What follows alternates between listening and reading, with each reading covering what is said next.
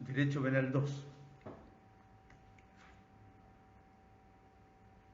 Habíamos empezado a estudiar el homicidio en las clases pasadas y a propósito de habíamos hablado de los elementos generales del homicidio, una acción u omisión destinada a provocar la muerte de una persona viva, la relación causal que debe existir para que esa acción o omisión provoque el resultado, y precisamente el resultado de muerte.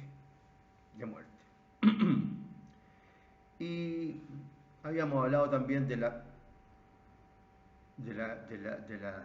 acción, de las principales modalidades de la acción: sujeto activo, sujeto pasivo, medios de comisión del delito, etc. Y relación causal, resultado. Y también habíamos hablado respecto de los tres tipos de homicidio que se relacionan con lo que vamos a estudiar ahora ya en la ley, que son casos que no están expresamente legislados en nuestra, valga la redundancia, en nuestra legislación, iba a decir, penal, y que son el homicidio con causal, el homicidio preterintencional y el homicidio por piedad o buena muerte o eutanasia, como se le llama también.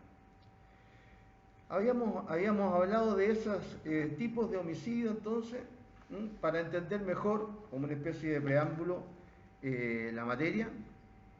Y ahora habíamos entrado a estudiar el homicidio en el Código Penal. Y específicamente habíamos empezado ya a estudiar el parricidio, habiendo señalado antes que el Código agrupaba, ¿no es cierto?, los diferentes tipos de homicidio dependiendo de la gravedad de la sanción que le asignaba. De la sanción más grave, parricidio, hasta la sanción más atenuada, que es el infanticidio. Entonces, habíamos empezado a hablar en primer lugar del homicidio, habíamos leído el tipo legal y, ¿cómo se llama? Habíamos visto que cuando la víctima o el sujeto pasivo era el cónyuge o la cónyuge, o el conviviente o la conviviente, ¿no es cierto?, según el inciso segundo, el parricidio se denominaba femicidio. Si la víctima del delito descrito en el inciso precedente, eso ha sido la cónyuge o la conviviente de su autor, el delito tendrá el nombre de femicidio. Es decir, ahí, en el 390 hay, no sé, para algunos hay un tipo penal con dos nombres y para otros hay dos tipos penales. Eso en realidad no tiene, creo, mucha importancia. Entonces habíamos empezado a hablar de los elementos del parricidio y habíamos hablado ya de la relación de parentesco que establece la ley. Se trata de matar a alguna de las personas que señalan los incisos primero y segundo, ¿no es cierto? Al padre, madre o hijo, cualquier otro de sus ascendientes o descendientes, o a quien ha sido su cónyuge o su conviviente. O su cónyuge o su conviviente. Entonces, ahí tenemos el sujeto pasivo que está señalado en la ley.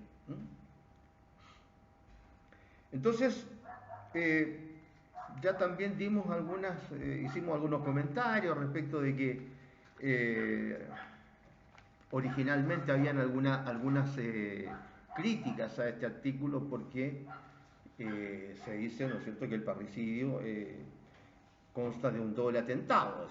Es un atentado en contra de la vida, ¿no es cierto?, matar a una persona viva, pero también es un atentado en contra de la sangre, matar a un pariente consanguíneo. Así es como nace esta idea del parricidio. Pero después se le agregó el cónyuge. Entonces ahí hubo críticas porque se trata de un vínculo político, ¿no es cierto?, que puede quedar sin efecto. Entonces, ¿por qué se había agregado el cónyuge? y en su momento se discutió acerca de por qué se había agregado al cónyuge. Bueno, el legislador lo había agregado por razones, ¿no es cierto?, de cercanía entre las partes que conforman un matrimonio, evidente. Pero después se había agregado, como se llama, ahora último, al conviviente o la conviviente. Y entonces ahora se podrían hacer todavía más reparos, ¿no es cierto?, a esta figura. Porque perfectamente podría tratarse de un homicidio calificado, ¿no? Al final es la misma pena, en vez de estar creando confusiones. Pero el asunto es que está legislado así y así es como debemos nosotros comentarlo.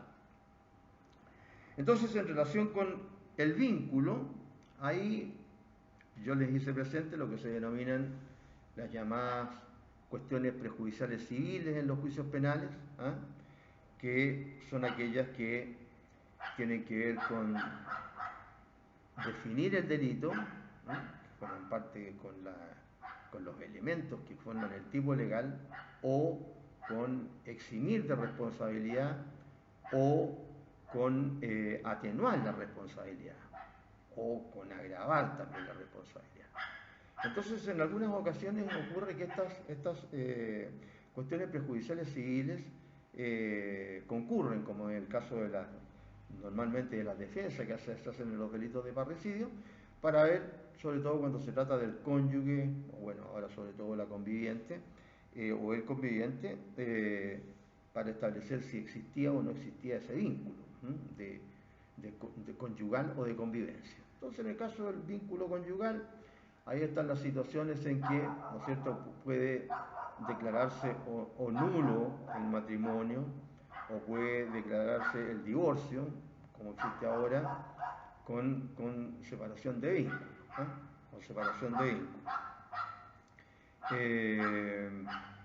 Bueno, y ahí entonces lo que dice la ley es, leí el artículo, yo me parece en la clase anterior, lo que dice la ley es que en esos casos en que se tiene que averiguar la cuestión prejudicial civil por el fiscal, se le ordena la ley al fiscal, el juez del crimen, ¿no es cierto?, va a suspender, ¿no es cierto?, la tramitación, la investigación del caso criminal y, mientras tanto, se averigua sobre la cuestión prejudicial civil en el juicio civil. Y una vez que haya sentencia ejecutoriada respecto de esta cuestión prejudicial civil, como podría ser si hay una nulidad, ¿no es cierto?, en el caso de un matrimonio, o hay una causal para el divorcio con separación de vínculos, etcétera. Entonces va a tener que resolverse ese juicio civil, y una vez que haya sentencia ejecutoriada en ese juicio civil, se va a seguir entonces con, ¿no es cierto?, el caso criminal. Bien. Ahora, en relación con el conocimiento de dicho vínculo, el código nuestro dice: el que, conociendo las relaciones que los ligan, mate a alguna de las personas que ya hemos nombrado, ¿cierto? Entonces, el conocimiento de dicho vínculo, se dice, por lo menos lo dice el profesor Politov, que el conocimiento del dicho vínculo significa, cuando la ley dice, el que, conociendo las relaciones que lo ligan, ¿no es cierto?, sabe que está matando a alguna de estas personas que señala la ley. Según el profesor Sergio Politov-Lipschitz, este dolo envuelve un dolo directo, el conocimiento y la voluntad de matar en relación con el dolo directo. Politov dice que no habría en ningún caso dolo eventual, y tampoco habría, ¿cómo se llama?, un parricidio culposo. Según Politov, si mediante culpa, imprudencia o negligencia se produce un parricidio, ¿no es cierto?, según Politov no existiría esta figura, sino que habría un caso de homicidio, sea calificado, sea simple, culposo. Pero no habría parricidio culposo, según el profesor Politov, por lo menos. Ahora, de no conocerse los vínculos que unen al autor y a la víctima, no existe parricidio. Eso ya lo comentamos, ¿no es cierto?, en la clase anterior, sino que homicidio calificado o simple según sea el caso. No va a haber parecido, sino que homicidio calificado o simple. En relación con esta materia también puede suceder que por error el mal recaiga sobre personas distintas de aquella a la cual se quería matar. Se quería matar al padre y se terminó matando a un extraño, o se terminó matando a un primo, etc. Bueno, ahí, ¿no es cierto?, si se quería matar, igual va a haber homicidio. Lo que va a variar es la calificación de ese homicidio. Va a haber un homicidio calificado o un homicidio simple, dependiendo si concurren o no las calificantes del 391 número 1. Pero, de todas maneras, va a haber un homicidio. Ahora, si se quería matar al padre y se termina matando a la madre, o al abuelo, o al hijo, ahí va a haber parricidio. Porque, ¿no es cierto?, el error de la persona deja subsistente el delito.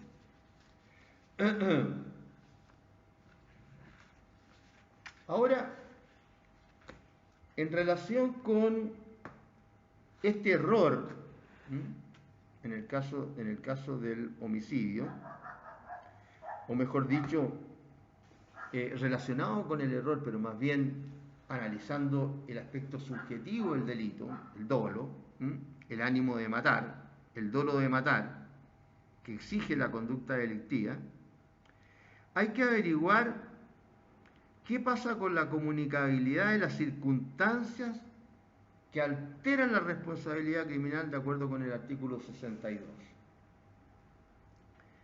El artículo 62 del Código dice: las circunstancias atenuantes o agravantes se tomarán en consideración para disminuir o aumentar la pena en los casos y conforme a las reglas que se prescriben en los artículos siguientes.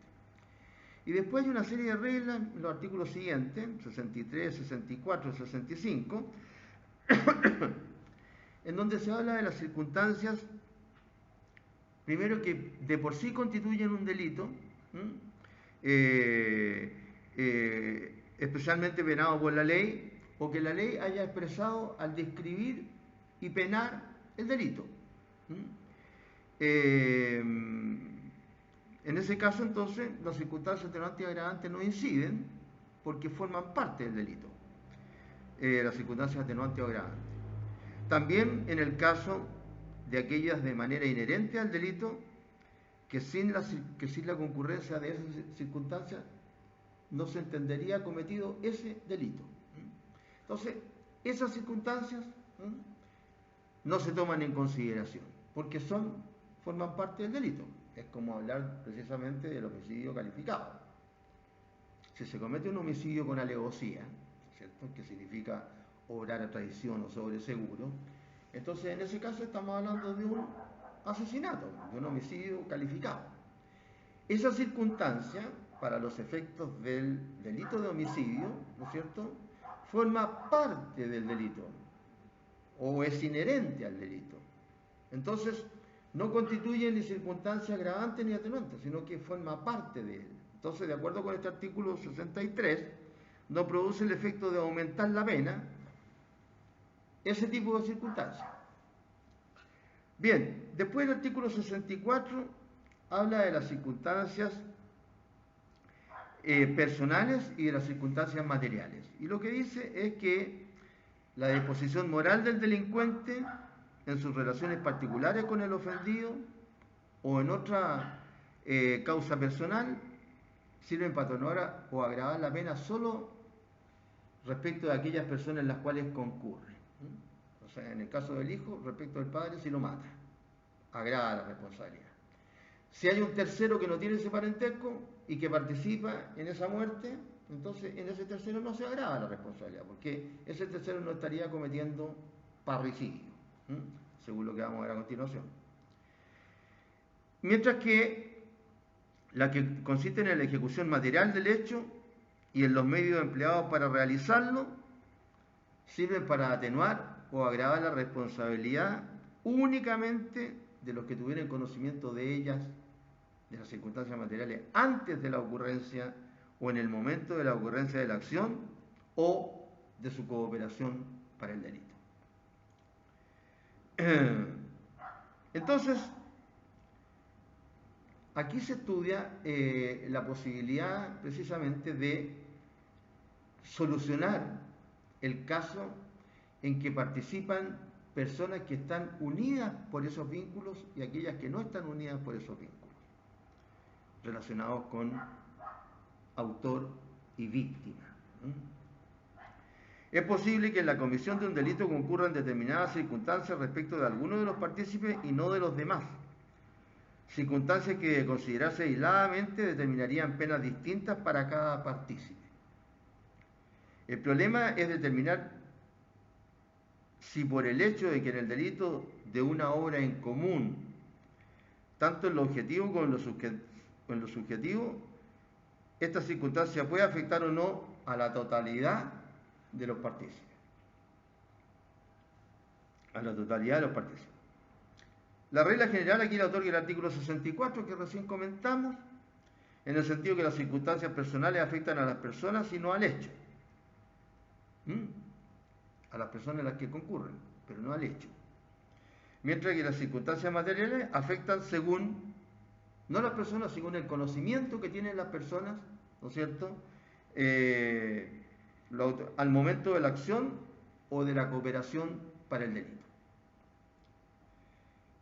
Entonces, el artículo 64 no provoca problemas cuando estas circunstancias modificatorias se presentan como tales, es decir, independientemente de la descripción típica de la figura delictiva. Por ejemplo, cuando en el hecho concurre un agravante que señala la ley. No obstante, provoca problemas cuando estas circunstancias agravantes han sido incorporadas por la ley en la descripción de la figura delictiva. Por ejemplo, en el caso de la premeditación o la alevosía en el homicidio simple, que es lo que les comentaba recién, las cuales son elementos del tipo penal que se denomina homicidio, pasan a formar parte del tipo penal. Entonces, en ese caso, cuando estas circunstancias forman parte del tipo penal, ¿cómo se sanciona? Es decir, ¿qué se debe tener en cuenta para que se le otorgue el título al delito? Es decir, se va a condenar por parricidio, por homicidio calificado, por homicidio simple, a todos los que participaron, concurran en ellos o no las circunstancias personales que se comunican solo a aquellos en quienes concurren, o se va a aplicar a todos. Por esa razón se debe distinguir en este caso, en estos casos de que las circunstancias forman parte del delito, entre circunstancias y elementos del tipo delictivo, porque al incorporarse estas circunstancias en el tipo penal se transforman en elementos del tipo delictivo y se independizan de la regla del artículo 64. Es decir, ya no se aplicaría el artículo 64. Entonces, ¿cuál partícipe es el que determina el título del delito? ¿Por qué delito vamos a sancionar? Y aquí pueden ocurrir algunas situaciones para las cuales se dan algunas reglas. La primera situación es que el autor determina el título del delito respecto de los cómplices y de los encubridores. El autor. Claro, es el que tiene mayor importancia, ¿no es cierto? Es el que lleva las riendas del delito, el que guía, ¿no es cierto?, la comisión del delito. Pero ¿qué pasa si hay más de un autor? Si existen varios autores, el autor o ejecutor material determina el título del delito respecto de los instigadores y de los autores cooperadores, que también son autores, pero es el autor material el que determina el título del delito, antes que el autor instigador y el autor cooperador. Ahora, ¿qué pasa si existen varios ejecutores materiales? También puede ser. varios son los que acuchillaron a la víctima y la mataron. En este caso, procede la divisibilidad del título, porque no existe ninguna razón para que uno de los partícipes determine con preeminencia sobre los demás autores y ejecutores el título del delito. Ahí hay que dividirlo, ¿no? No queda otra alternativa. Y entonces, en ese caso, si se trata del homicidio del padre, el hijo que participó en la comisión de la muerte de su padre va a ser condenado como autor de parricidio, y el que le pasó el revólver o que estaba observando si venía alguien o qué sé yo, el autor inmediato o mediato, ese va a ser condenado como autor de homicidio. Bueno, si hay, ¿no es cierto?, un planeamiento, se obró a traición, etcétera, de un homicidio normalmente calificado, porque va a haber o alevosía o premeditación. Esa es la situación que ocurre respecto de estas personas, en las que participan o no participan en estas circunstancias que llegan a formar parte del tipo delictivo.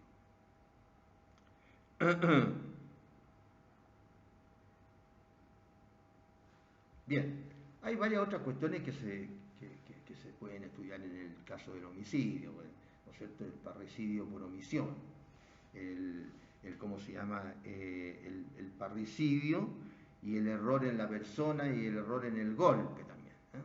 Entonces hay una serie de situaciones que pueden, ¿cómo se llama?, estudiarse también. Desafortunadamente, como estamos ahora, no podemos referirnos a ello. Bien, entonces ahí tenemos los elementos del parricidio. Hay que actuar con dolo directo, es decir, conocer las relaciones que ligan a los autores con la víctima. Además, tienen que ser los sujetos pasivos algunas de las víctimas que señala la ley, y debe matarse, ¿no es cierto?, a una persona viva, debiendo existir, ¿no es cierto?, relación de causa-efecto entre los medios de comisión del delito y la acción que se ejecuta con esos medios y la muerte de esa persona que estaba viva. Bien. Entonces, habiendo hablado respecto del parricidio, vamos a referirnos ahora al homicidio calificado. El homicidio calificado aparece descrito en el artículo siguiente, en el numeral 1. En el 391 se señala: el que mate a otro y no esté comprendido en el artículo anterior, es decir, el que mate a otro y no sea parricida, será penado 1, con presidio mayor en su grado máximo a presidio perpetuo, si ejecutar el homicidio con alguna de las circunstancias siguientes.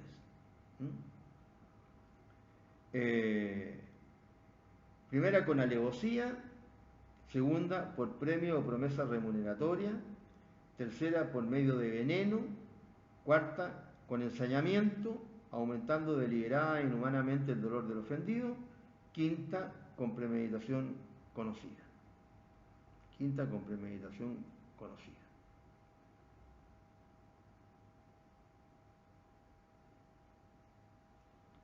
Con premeditación conocida.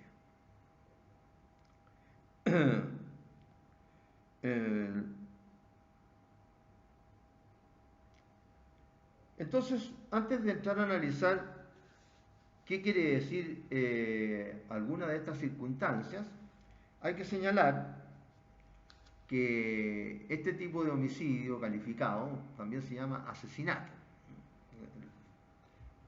Son sinónimos.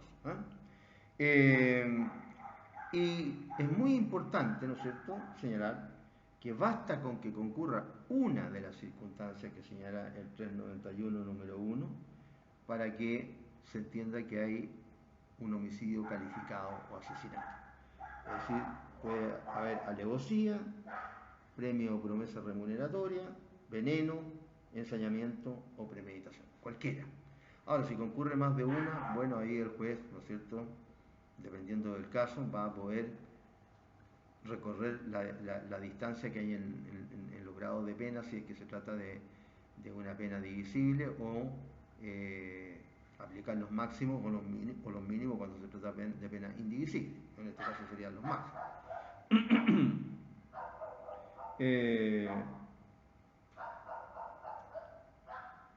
Entonces ahí tenemos el caso de el parricidio. Entonces, ¿qué es lo que deberíamos hacer ahora? Empezar a hacer alguna especie de comparación entre estas circunstancias que pasan a formar parte del homicidio y lo transforman de homicidio simple en homicidio calificado. Es decir, el artículo 391 número 2, que el homicidio simple se transforma en homicidio calificado cuando concurren alguna de las 5 primeras agravantes del artículo 12. Alguna de las 5 primeras agravantes del artículo 12. Que son las mismas. Lo que pasa es que el legislador de repente cambió un poco las palabras o el tono de la frase, pero en todo caso las agravantes son las mismas. Entonces, a eso es a lo que nos vamos a referir ahora. Permiso, voy a colocar luz acá porque acá se está oscureciendo.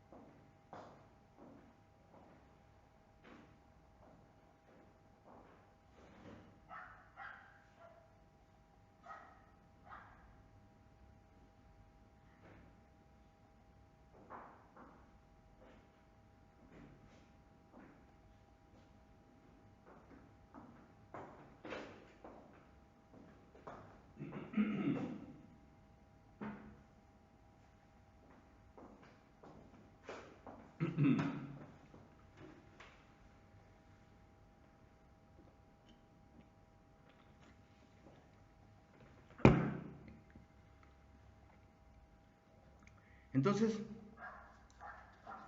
si ustedes tienen el código ahí, vayan comparando también las circunstancias del artículo 12, las primeras 5, con estas circunstancias calificantes que se llaman, otros las llaman cualificantes, pero en realidad es lo mismo. Para que hagamos algún comentario. Entonces, en el caso del homicidio calificado, se sanciona al que mate a otro y no sea parricida. Siempre que concurra alguna de las circunstancias siguientes, o sea, basta una.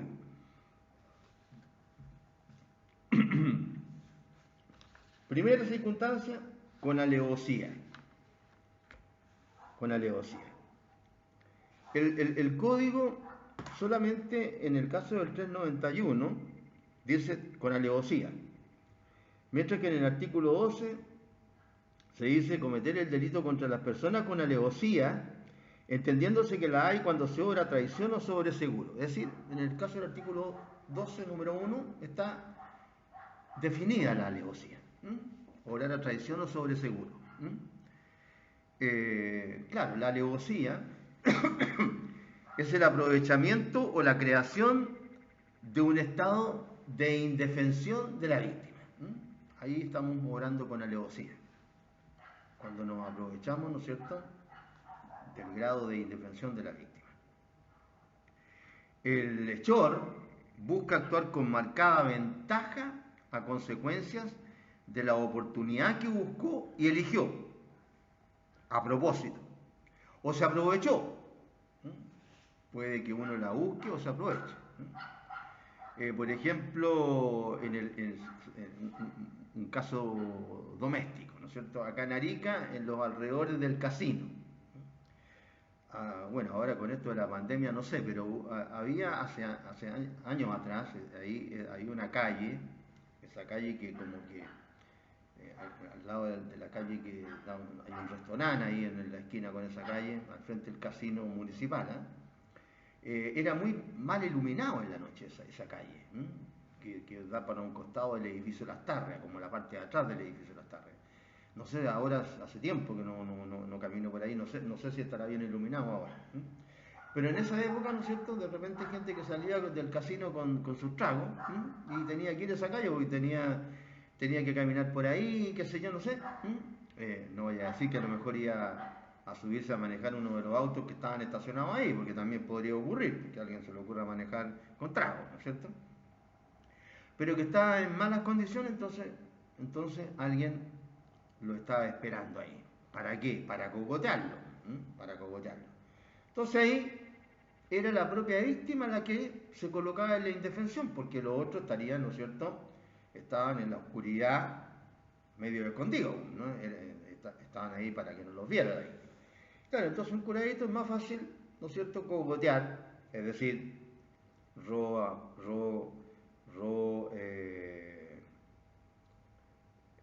sobre las personas, con violencia o intimidación, ¿cierto? Y a propósito del homicidio también, pues, ¿cuántas veces, ¿no es cierto?, se han muerto personas a propósito de un robo? Un asesinato en donde el motivo es el robo. Entonces es un robo con homicidio, pero es un homicidio. Entonces ahí se daban las dos situaciones, ¿no es cierto?, de que normalmente era más de un cogotero, eran dos o más, ¿no es cierto?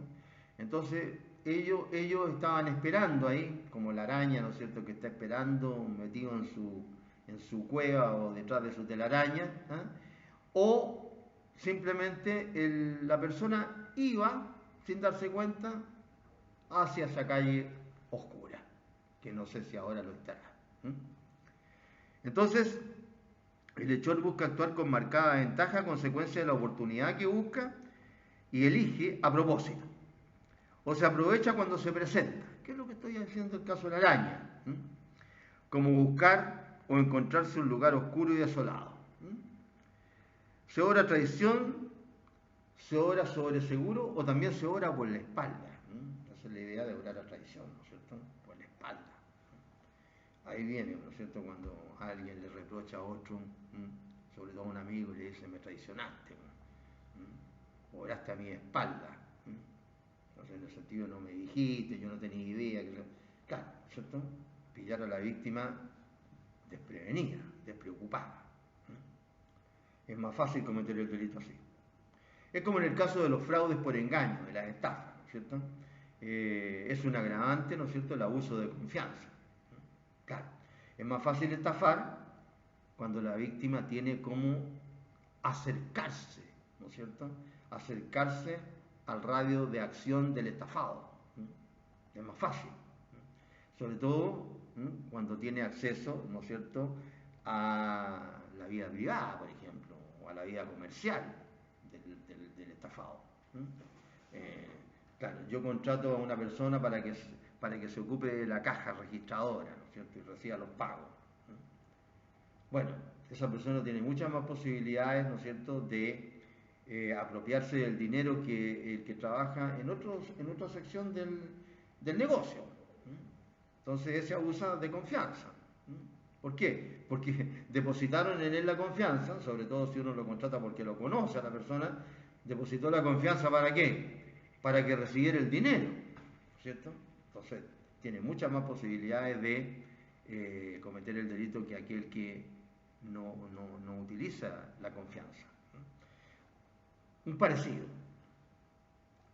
Segunda, ¿cómo se llama? Bueno, eso es lo que podemos decir entonces con lo que significa la alevosía. Obrar a traición, obrar sobre seguro, obrar por la espalda.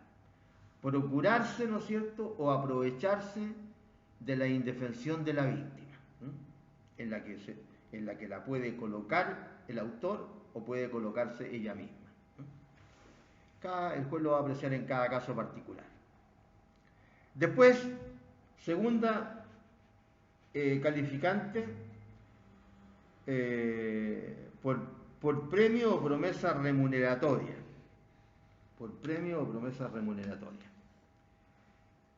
Eso es lo que dice la circunstancia segunda del 391. ¿Qué es lo que dice el artículo 12? Cometerlo mediante precio, recompensa o promesa. Aquí solamente dice premio o promesa remuneratoria. Es decir, pareciera que son cosas distintas o qué sé yo, se le pone más énfasis a una cosa que a otra. Es lo mismo. Debemos relacionarla con el artículo 12, número 2, donde se contempla el precio que prevé un pacto por el cual uno paga y el otro mata para ello. O mejor dicho, mata por ello. El caso de la señora que se dice que, ¿no es cierto?, que ahí salió el famoso sicario, ¿no es cierto?, que mata por plata. Así como se ejerce la prostitución por plata, hay otros que matan por plata. Bueno, los que estafan siempre es por plata, también. Aunque en el artículo 391 no se menciona el precio, se debe considerar incluido, porque si basta la sola promesa o premio, no se requiere un pacto propiamente tal para el precio. Así que también obra, ¿no es cierto?, el precio, y así lo ha entendido la jurisprudencia. Entonces aquí basta aceptar un incentivo o creerse que lo recibirá ese incentivo. Por eso que, aunque no se haya incluido este precio en el artículo 12, en el artículo 391, número 1, número 2, y solamente se haya hablado de premio o promesa, se entiende que, como hay una promesa, se entiende que está considerado el precio. Si hay una promesa remuneratoria, significa que hay un precio.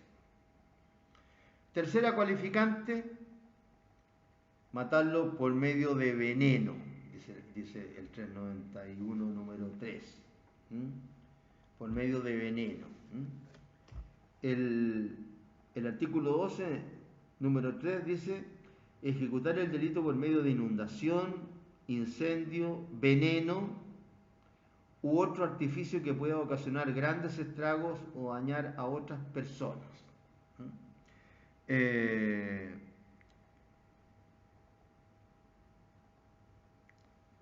¿Por qué asimila la ley, en el caso del agravante, el veneno a esos otros estragos que más bien significan matar a muchas personas? Por una razón que podría asimilarse, ¿no es cierto?, lo oculto de la utilización del veneno con la desprevención de las víctimas en el caso de los estragos. Que la víctima no se espera, ¿no es cierto?, un estrago, un incendio, un terremoto, que sé yo, no lo espera. Es decir, esos delitos que causan daño a muchas personas a la vez. La característica esencial del veneno consiste en la desprevención de la víctima, que recibe de otro una sustancia que le causa la muerte sin saberlo ni poderlo prever. Claro, ¿cierto? Lo oculto del veneno. Esto no solamente se utilizaba en la antigüedad, parece que ahora entre los agentes secretos también se utiliza.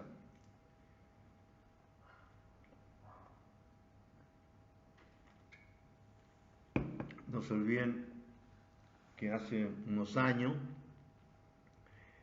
a un agente ruso lo envenenaron en Londres cuando estaban tomando té. Imagínense, a un agente secreto. Y si se le puede dar veneno a un agente secreto, bueno, ¿qué queda para nosotros? Para los simples mortales que no sabemos, ¿no es cierto?, la cantidad de técnicas que hay para matar a otro. en este caso por medio de veneno. En algún momento habrá ido, bueno, de partida, ¿no es cierto?, el abuso de confianza. A lo mejor el agente secreto no se imaginó nunca que el otro agente le iba a colocar veneno en el té, si estaban en un sitio público. O pensó que dadas las circunstancias, habría más gente, no se lo podía colocar algo en el té. O pensó que porque lo conocía no se lo iba a colocar, etcétera. El asunto es que se lo colocaron. Ahora creo yo que tratándose de agente secreto, una de las primeras normas que le debe dar a un agente secreto es no te confíes de nadie, menos de los agentes secretos, menos de los agentes secretos, ¿no es cierto? Si por algo son secretos, por algo son pa' callados. Porque si no, ¿cuál sería la gracia? ¿No? Y ahora se dice, ¿no es cierto?, que ese disidente ruso, ¿cómo se llama? Disidente ruso, que era el que le hacía la competencia a Putin, dicen que ahora, ¿no es cierto?, eso lo ha dicho hasta representantes del gobierno alemán, pues no es que lo digan las noticias nomás, lo han dicho representantes del gobierno alemán, porque lo envenenaron, también parece que todo pasa en Inglaterra, y de ahí lo llevaron rapidito a Berlín, para que no lo fueran a matar en Inglaterra, y en Alemania lograron salvarlo. Así que, y esto pasó, no sé, 3 meses atrás, 4 meses atrás, no sé. Ahora pasan tan rápido las cosas que una noticia va ocultando a la otra y uno se va perdiendo un poco en el tiempo. Así que el veneno famoso sigue existiendo como medio para liquidar a otro.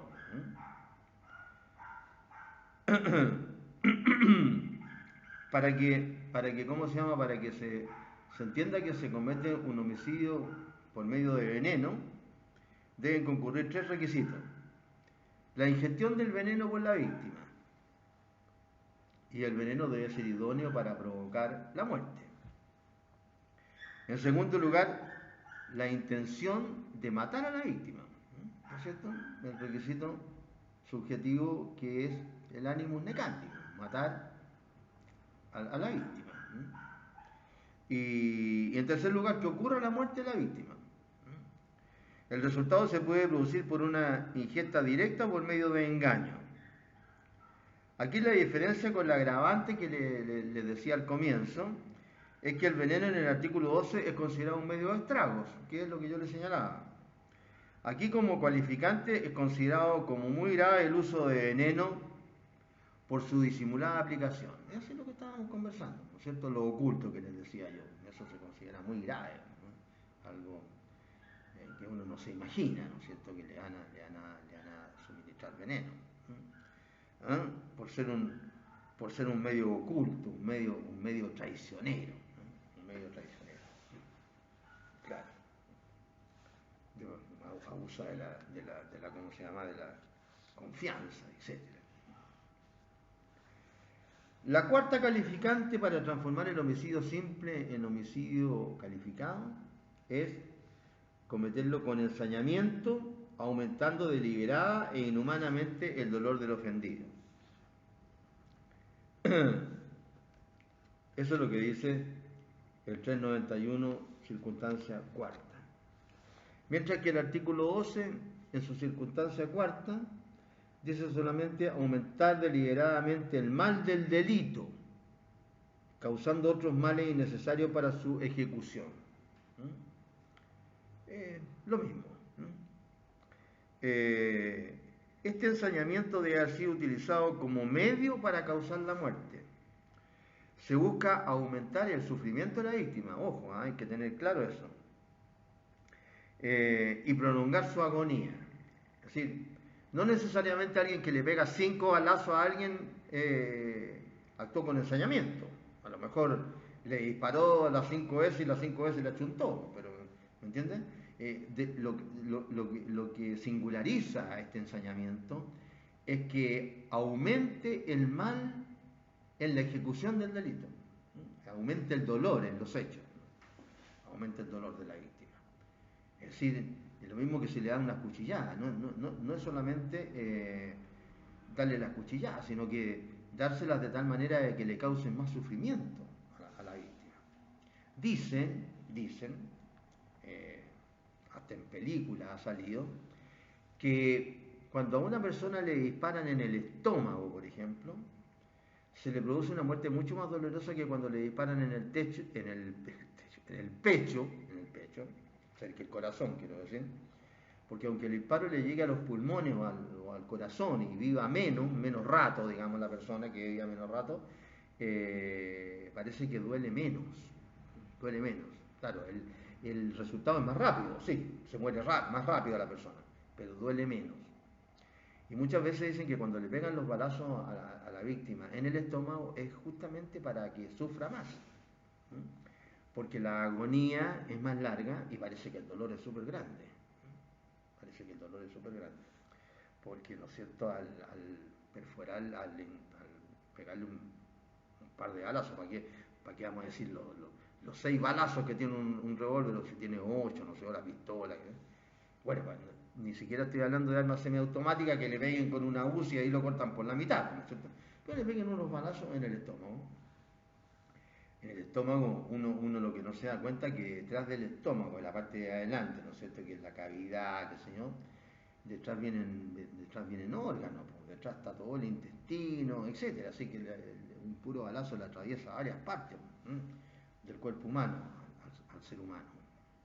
Entonces eso parece que causa mucho dolor. Hay películas en las que se ha visto cuando una persona va con el balazo en el estómago, así que imagínense, más de un balazo en el estómago.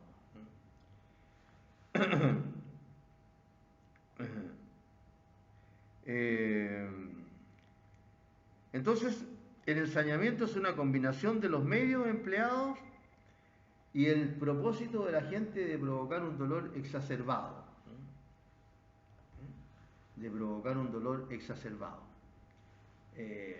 Antes, ahora parece que no, parece que todos estamos más parecidos. Por lo menos cuando yo era niño hasta jugábamos así entre los niños, así, vamos a hacer suplicios chinos, y entre dos, por ejemplo, no sé, pues lo tomaban a los compañeros, todo esto jugando en los patios de la escuela, cuando antes no había, ni se conocía el bullying, pues. Ahora no sé, pues se puede jugar a eso que hay uno se agachaba y los otros lo saltaban. Ahora si uno se agacha y los demás lo saltan, capaz que, ¿no es cierto?, sea bullying. No sé, en mi época no se sabía eso. Y entonces jugábamos unos más buenos para correr, ¿no es cierto?, etcétera. Entonces empujaban para que uno no llegara a la meta, etcétera.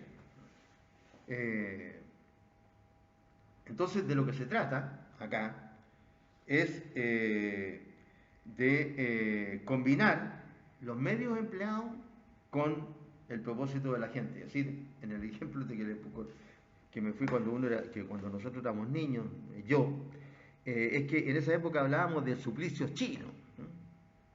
Entonces como se llama, de repente gritaba suplicio chino, y a uno, qué sé yo, le tapaban la vista, ¿no es cierto?, y lo empujaban, por decirlo así. Jugando ahí, uno se ponía por detrás y le tapaba la vista, otro lo empujaba, eso era suplicio chino. Porque los chinos, y a eso quiero llegar, tenían fama de hacer suplicios súper dolorosos. Incluso ahora en algunas películas chinas de estas violentas que dan, ahora cualquier cantidad de películas chinas, uno ve, ¿no es cierto?, uno ve que los chinos no son las espadas como las que usaban los occidentales, que son así con una punta y se le entierra, ¿no es cierto?, y lo atraviesa y ahí se te queda muriendo uno porque sangra. No, las espadas chinas o son dobladas o tienen el filo de una manera, porque cortan no solamente cuando se entierran, sino que no solamente para así, sino que también de lado, o otras son como una son oblicuas, etc. ¿Sí? Eran en mi época, eran como más malditos para causar dolor. Ahí eran unos suplicios también tremendos, que habían todos esos suplicios que se inventaban para hacerle las torturas a las personas, estoy hablando de la época medieval, ¿no es cierto?, que eran todos suplicios horribles. Bueno, eso es ensañamiento, utilizamiento de los medios, ¿no es cierto?, para causar mayor dolor a la víctima. Es decir, utilizamiento de los medios y el propósito del autor para causar mayor dolor a la víctima. Y por último, la quinta circunstancia es 391 quinta, 391 número 1 quinta, con premeditación conocida. Y el artículo 12 dice en el número 5, en los delitos contra las personas, obrar con premeditación conocida o emplear astucia, fraude o disfraz. Entonces, de nuevo, lo mismo nomás, ¿no? Ahora, aquí, ¿cómo se llama? La característica de esta calificante es que hay un planeamiento del asesinato, del homicidio calificado. Hay un planeamiento del asesinato, preparando el escenario, escogiendo los medios y buscando las circunstancias más favorables. Preparar el escenario, buscar los medios y las circunstancias más favorables. Bueno, ¿cómo se llama? Los delincuentes, los profesionales, digamos, ¿no? Delincuentes, los malos, esos, pero que planean las cosas, ¿no es cierto? Planean seguramente hasta el último detalle. En eso consiste la premeditación. También puede entenderse como una planeación que necesariamente requiere un tiempo mínimo para organizar el ataque a la víctima. Requiere un planeamiento mínimo. Aquí hay mucha discusión respecto de esta calificante para cometer el homicidio calificado, ¿no? Porque ese elemento, el tiempo mínimo, ¿cómo se calcula? ¿Cómo se calcula? Incluso han habido sentencias contradictorias. Sentencias contradictorias. El caso de dos jóvenes, en el que uno mató a otro con un bate de béisbol. Ocurrió en la calle, esto hace ya algunos años atrás. Dos jóvenes, bien jóvenes. Uno, ya no me acuerdo mucho de las circunstancias, pero en la calle pasó esto, no me acuerdo bien por qué, algo relacionado con skate, me parece. El asunto es que uno le pegó un batazo, ¿no es cierto?, a otro. No me acuerdo si fue en la cabeza o fue cerca de la cabeza, por acá, no sé. Y el otro quedó como medio inconsciente, parece, con un batazo, con un bate de béisbol. Sí, era un bate, parece, no un palo, ¿no? Y este que le pegó el batazo se dio cuenta de que parece que no lo había muerto y fue, como se llama, a buscar, no sé, un bate más pesado con el mismo bate, no sé, pero fue cerca ahí del lugar y se devolvió con algo, ¿no? Y ahí le dio de nuevo, no sé si con el mismo bate o con otro, no sé, ¿no?, a la víctima. Pero transcurrió muy poco tiempo. Y murió con el segundo golpe que le dio el autor a la víctima. Murió. La primera sentencia entendió que no había habido alevosía, ¿no?, porque parece que esta era la única circunstancia que transformaba ese caso de homicidio simple en homicidio calificado, ¿no? No habían otras calificantes. Porque parece que fue una discusión ahí que se encontraron y por X razón hubo un intercambio de palabras y lo típico homicidio simple. Hay una discusión por alguna cuestión, ¿no es cierto?, y uno mata a otro, con cuchilla, de un balazo, como sea, pero no hubo planeamiento y no se da ninguna de las otras circunstancias. No hubo planeamiento, no hay veneno, no hay precio de promesa, no hay ensañamiento, nada. Solamente la premeditación, en este caso. Entonces, la primera sentencia lo condenó como autor de homicidio simple. Como autor de homicidio simple. Y en realidad el homicidio en Chile tiene una pena muy baja. O sea, estamos hablando de quitarle la vida a otra persona. Lo máximo que tiene uno, la vida, ¿no es cierto? Bueno, y tiene hasta presidio mayor en su grado medio, el homicidio simple. Artículo 391, número 2, con presidio mayor en su grado medio, en cualquier otro caso, ¿sí? Hasta 15 años. Y es una pena divisible, hasta 15 años, presidio mayor en su grado medio, ¿sí? Pena divisible. Eso significa que si yo tengo una atenuante privilegiada, ¿sí?, puedo bajar la pena a 2 grados. El grado medio, puedo bajarla al grado mínimo y llegar al presidio menor en su grado máximo. Y si no tengo una atenuante privilegiada, a lo mejor tengo 2 atenuantes nomás. Y con esos 2 atenuantes también puedo llegar al presidio menor en su grado máximo. O sea, de 3 años y un día a 5. A 5 años. Entonces, al final, tengo los beneficios, ¿no es cierto?, de la sentencia.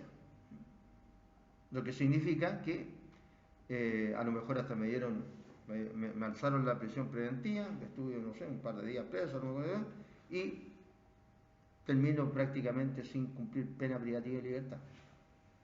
En otros países, no sé si habrán países que tienen pena más baja por el homicidio, no sé. Bueno, ustedes saben que en el sistema nuestro, como en muchos otros sistemas, la víctima... O sea, da la impresión de que el derecho penal se creó, parece, porque ya uno ya llega hasta dudar, parece que el derecho penal se creó no para favorecer a las víctimas, sino que para resguardarla, pero desde hace mucho tiempo que parece que el derecho penal se creó para resguardar al victimario, no a la víctima.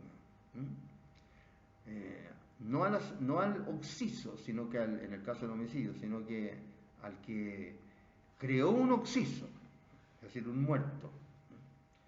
Bien, así están las cosas.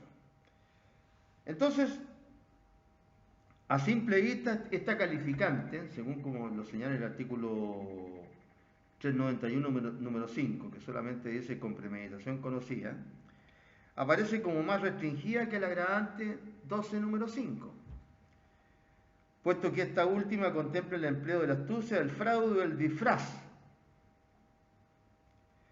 Pero, la del artículo 391, número 5, aunque no menciona la astucia, el fraude ni el disfraz, se entiende considerados o subsumidos en ella.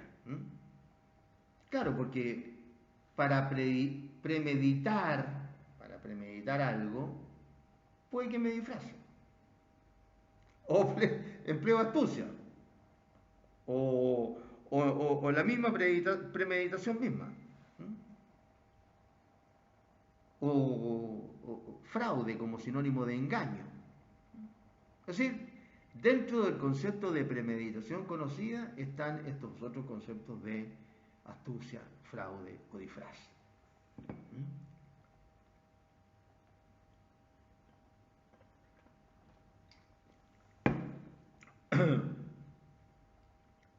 Eso es lo que podemos decir respecto del homicidio calificado o asesinato.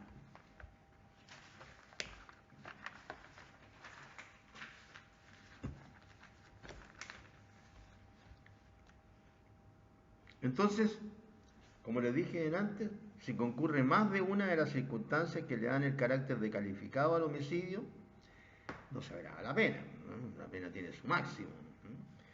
Porque con una sola de ellas el homicidio adquiere la calidad mencionada, ¿no? Basta una. Si concurren 2 o más, entonces el juez va a recorrer la extensión de la pena que le es permitida. Bien. Se ha criticado, como dijimos en la otra clase, se ha criticado esta forma, ¿no es cierto?, de tratamiento del homicidio, empezando por las penas, ¿no?, teniendo en cuenta la pena.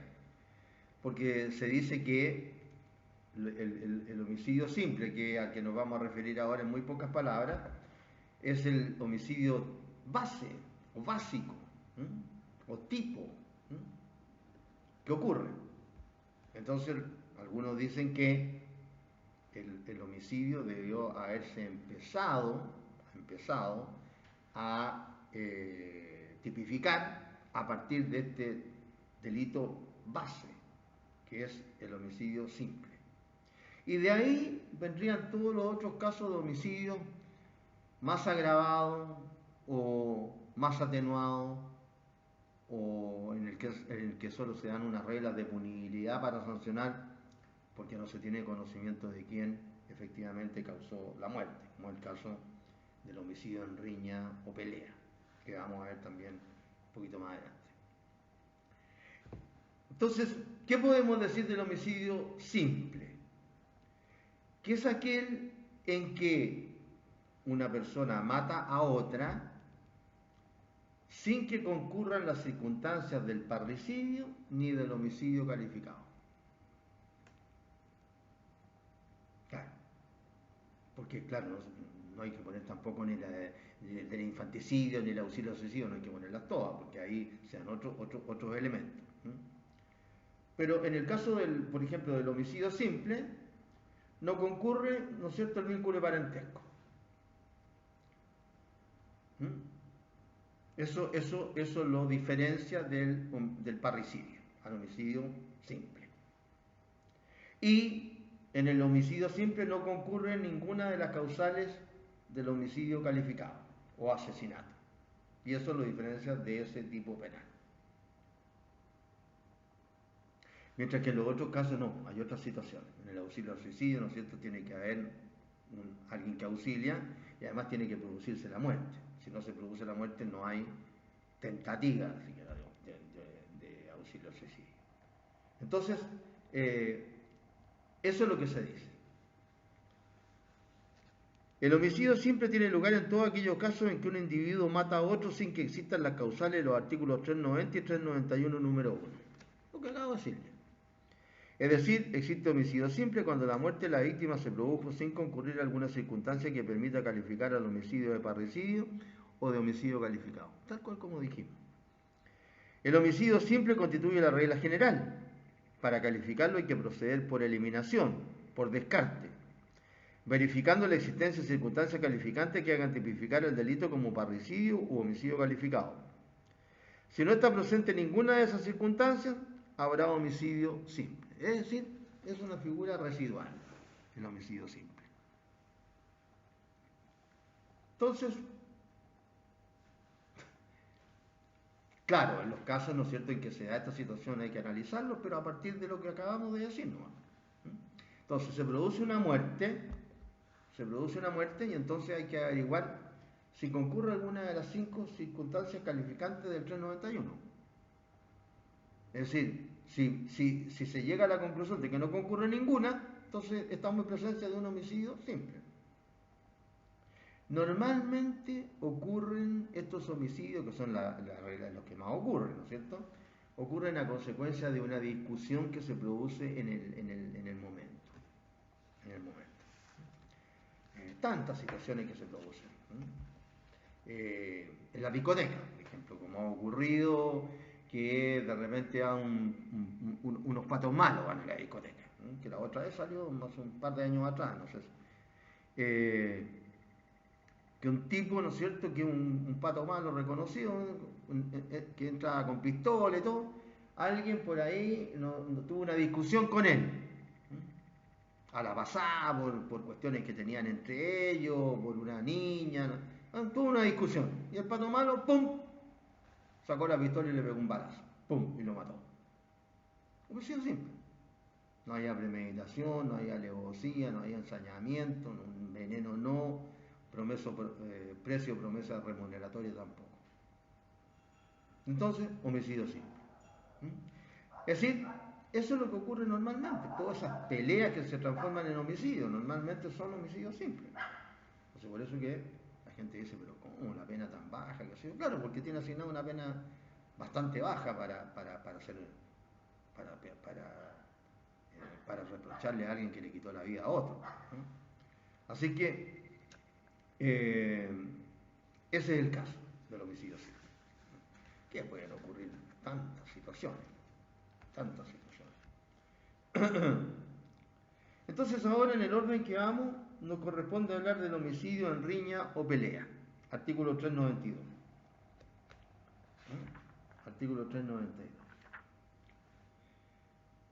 ¿Qué dice este artículo 392? Cometiéndose un homicidio en riña o pelea y no constando el autor de la muerte, pero sí los que causaron lesiones graves al occiso, se impondrá a todos estos la pena de presidio menor en su grado máximo. Si no contare tampoco quienes causaron lesiones graves al occiso, al ofendido, se impondrá a todos los que hubieran ejercido violencia en su persona la de presidio menor en su grado medio. Se dice que acá el homicidio en riña, o el homicidio en pelea, que también se llama riña o pelea, lo dice el código, cometiéndose un homicidio en riña o pelea. Representan más bien un conjunto de reglas de punibilidad para casos determinados. Es decir, cuando no se sabe quiénes causaron el homicidio, entonces hay, como se llama, que usar otro tipo de antecedente de aquellos que tuvieron alguna participación en la muerte. Pero como no sabemos lo principal, quién causó la muerte, entonces nos encontramos en dos situaciones. O lo absolvemos a todos o lo condenamos a todos. Si lo absolvemos a todos es injusto, porque se sabe que algunos de los que se conocen causaron la muerte. Pero no se sabe exactamente quién o quiénes. Y segundo, también sería injusto que se los condenara a todos como autores de homicidio. Es decir, se le aplicara la pena del homicidio a aquellos que no solamente que no causaron homicidio, a lo mejor causaron lesiones, ¿no? Entonces es una situación complicada. Entonces esa es la disyuntiva que hay que resolver. Entonces serían un conjunto de reglas de punibilidad para casos determinados en los que no se describe un tipo penal determinado. Solo se hace alusión a la muerte como reconocimiento de un resultado, pero que no se sabe quién la provocó. Por un lado existe el hecho de que alguien murió y por otro lado existe la duda acerca de quién o quiénes entre varios participantes en la riña o pelea causó o causaron la muerte. De manera que lo primordial es determinar si efectivamente hubo o no una riña o pelea. Me acuerdo que al poco tiempo de empezar a ¿cómo se llama? A funcionar en Arica el proceso penal nuevo, me tocó participar en uno de estos homicidios en riña o pelea, en los que habían participado varias personas,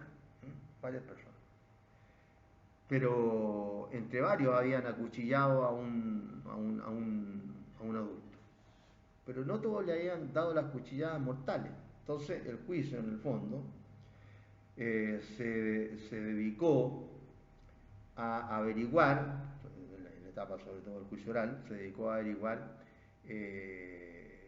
dónde se habían dado las cuchilladas, dónde se habían dado las cuchilladas, en qué lugar del cuerpo y en qué dirección se habían dado las cuchilladas y cuántas se habían dado por cada uno de los participantes, que fueron como 4 o 5, eran menores que acuchillaron a un adulto. Un adulto joven, un adulto que no había cumplido 40 años todavía, que era mucho más corpulento, pues el adulto al más jóvenes que lo salieron a... Era una cuestión que de estas cosas que pasan a veces en las poblaciones, que le tienen mal a alguien por X razón y hacía tiempo que ¿cómo se llama? Que existían rencillas y cosas así con ese joven. Así que bueno, ahí el juicio fue bastante completo porque se llegaron elementos, como se llama, relacionados con la medicina para interrogar en el juicio oral a los imputados para averiguar bien dónde y cómo habían dado las cuchilladas cada uno de ellos. Entonces ahí se logró determinar cuáles fueron los autores, bueno, ustedes saben que en este tipo de cosas de repente hay uno mintiendo, porque dentro de los mismos imputados a lo mejor uno le tiene más miedo a otro, etcétera, ¿cierto? Bueno, entonces, por lo menos desde el punto de vista judicial, se estableció quiénes habían sido los que habían causado las cuchilladas mortales, por lo menos. Se condenaron a 2 de los autores y ejecutores como tales, es decir, como autores y ejecutores, y a los otros se los condenó como autores de lesiones, de lesiones graves, pero no mortales, ¿no? Así que estas cosas se dan. Y por lo tanto lo que hay que investigar, como dice la doctrina, es si hay una riña o pelea. Porque esto beneficia a alguien, porque la pena, ¿no es cierto?, baja. Baja la pena, cometiéndose un homicidio en riña o pelea y no contando el autor de la muerte, pero sí los que causaron lesiones graves a los hechos, se impondrá a todos estos la pena de presidio menor en su grado máximo. ¿Ah? Y no contando el autor de la muerte, pero sí los que causaron lesiones graves. O sea, se sabe que causaron lesiones graves, pero de los que participaron en la riña o pelea. Entonces, acá hay una pena de presidio menor en su grado máximo, es decir, el presidio mayor en su grado medio, que es el homicidio simple, baja aquí a presidio menor en su grado máximo.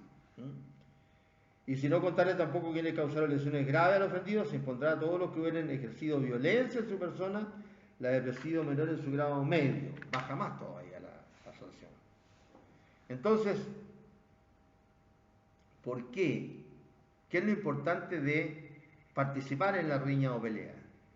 Que el que participe en la riña o pelea y por ende, si no se sabe quién es el autor de la muerte, se le va a aplicar también esta pena más baja cuando participó causando lesiones graves, o si tampoco se estableció eso, participó ejerciendo violencia en la persona de la víctima, porque el que está participando en la riña o pelea está arriesgando, por eso.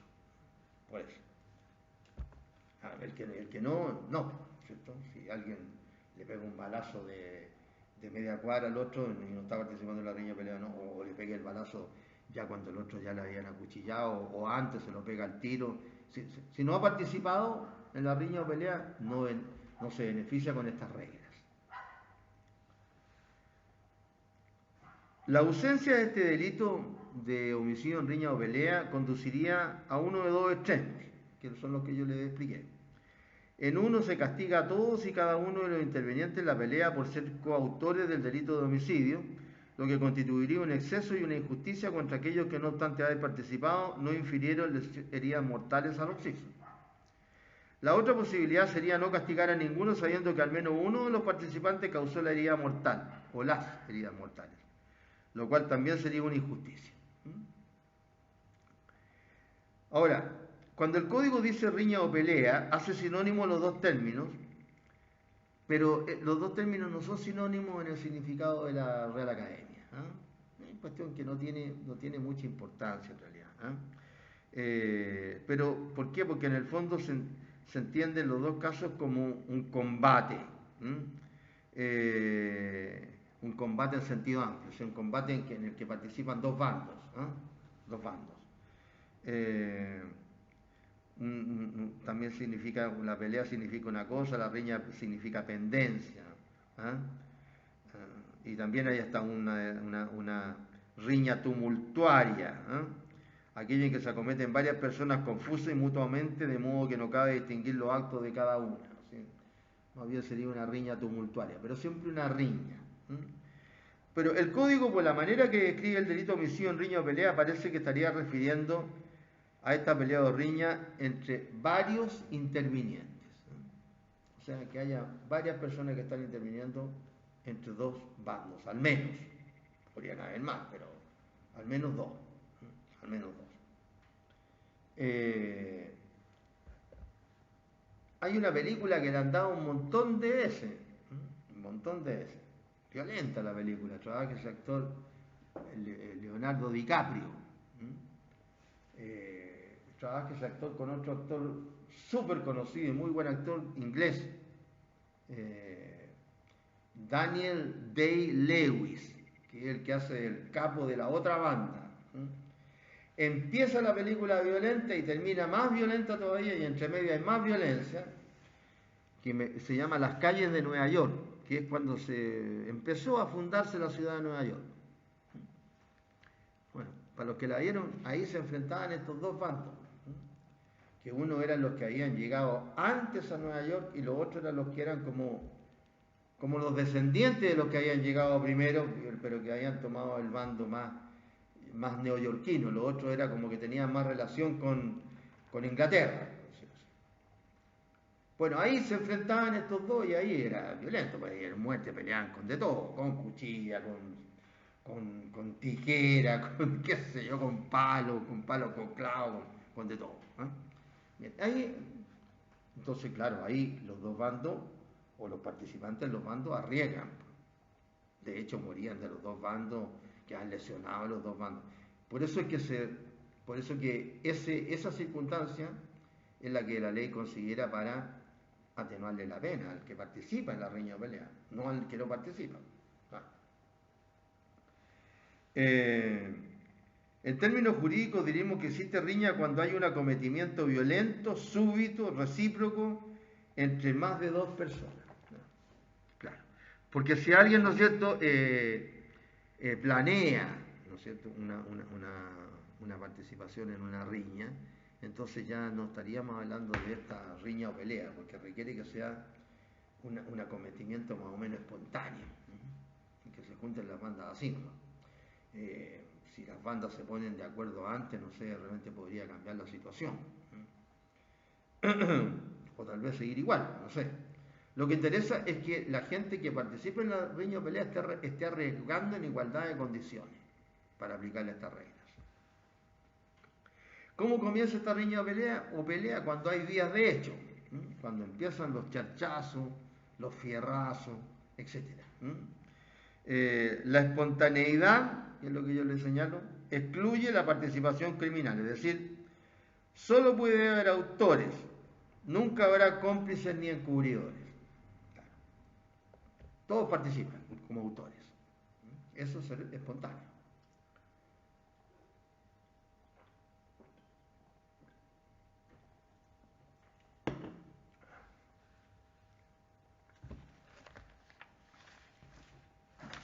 Entonces, para que haya un homicidio en riña o pelea, se requieren algunos elementos que son los que dijimos. Primero, que exista cometimiento físico más o menos coetáneo entre los participantes, es decir, que existan estas vías de hecho. Para no contarles de nuevo, creo que ya les he contado, ¿no es cierto?, que en determinados momentos se han agarrado bandas ahí en los sectores de la playa, ¿no? Por el sector ahí de la avenida, de la calle esa, avenida Antártida, por donde se baja, que es una calle ancha. Por ahí de repente se han encontrado bandas, salió hasta en los diarios, y que hace unos años atrás mataron a una persona. Claro, porque no falta nunca, ¿no es cierto?, que cuando van en un grupo, ¿no es cierto?, y se encuentran con otro grupo, los del grupo que se creen más potentes que el otro empiezan a echarles talla a los del otro grupo. Y normalmente si dan con mujeres o se componen los dos grupos de mujeres también, entonces empiezan a echar talla a las mujeres, se enojan los del otro, etc. No falta. Entonces, que participen más de dos personas, que muera uno de los intervinientes, que no conte quién es el autor, que haya intención de reñir, o sea, de ese acometimiento recíproco, y que todos los participantes sufran los riesgos de la pelea, que es lo que yo les decía. Claro, el que no participa no está arriesgando, es la riña o pelea.